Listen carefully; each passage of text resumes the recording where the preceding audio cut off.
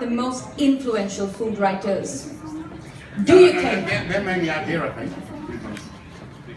You are one of the world's most international food writers, and we totally give that to you.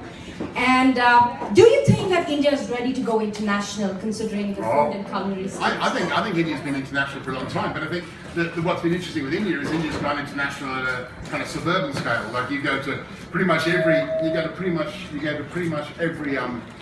Can you hear me at the back? If I take that off, can you hear me? At the back? Leave it on. It's good. Yeah. No. Okay. That's right. Good. I think what's happened is that Indian food is in every suburb across Australia now. It's in every suburb across London. So the kind of a lot of that's North Indian food. So that comes. That's better. Thank you. That's better. So I think you'll find that Indian food's already gone international. I think what you're really asking is India ready to go?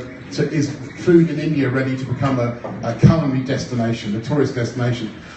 It's certainly in terms of produce it is. I think there's a great irony that if we list India's most famous chefs and ones who've had great success, whether that's Vinay Bhatia or whether it's Atul Kuchar or whether it's Vikas Khanna or whether it's Ranveer Brar or obviously Gagan Anand, they do it outside of India. So I think this is something the media needs to ask themselves the question of how can you celebrate your own chefs and how can you give your chefs the space to develop. And I think that's exciting. Obviously Gagan opening in Mumbai, if it's later this year with Garima, who's his current sous chef, will be that's going to be a huge moment. #1 restaurant in Asia, opening, a homecoming of sorts for Gagan, that's going to be massive, I think. So I think on that basis, yes, I think you're poised for it to be a destination for top-end dining. It's obviously a destination already for going to markets, eating in the street, and eating the real food, because the regional cuisines of India is so incredibly wealthy and so rich. That's very encouraging. Thank you so much. So, what is it that you are looking forward to at the World on a Plate Festival?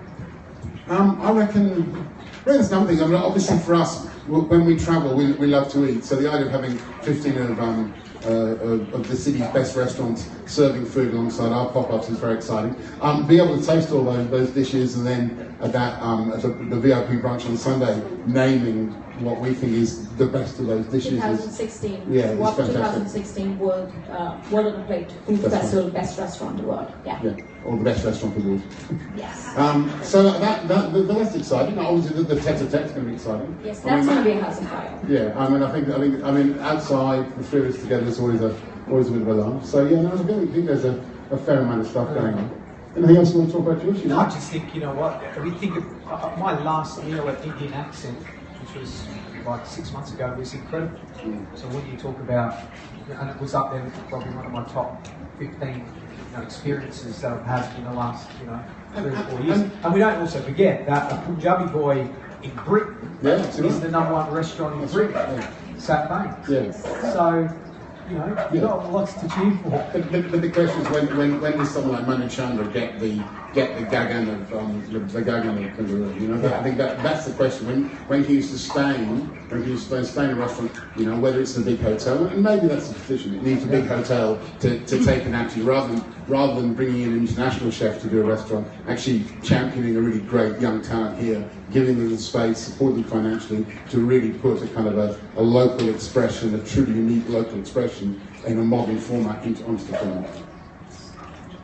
So this has been very encouraging. I think Bangalore and everybody in the country have been very excited to see the master chefs at the World on the Plate Festival. And of course, this couldn't be possible without our sponsors. I think that's the thing, isn't it? I mean, the whole point when we talk about supporting. So, we love coming here. It's fantastic for us, but we also love the idea of people here supporting homegrown talent, which is really exciting. So whether that's the real estate partners Prestige, or whether it's Gold Rush for actually putting this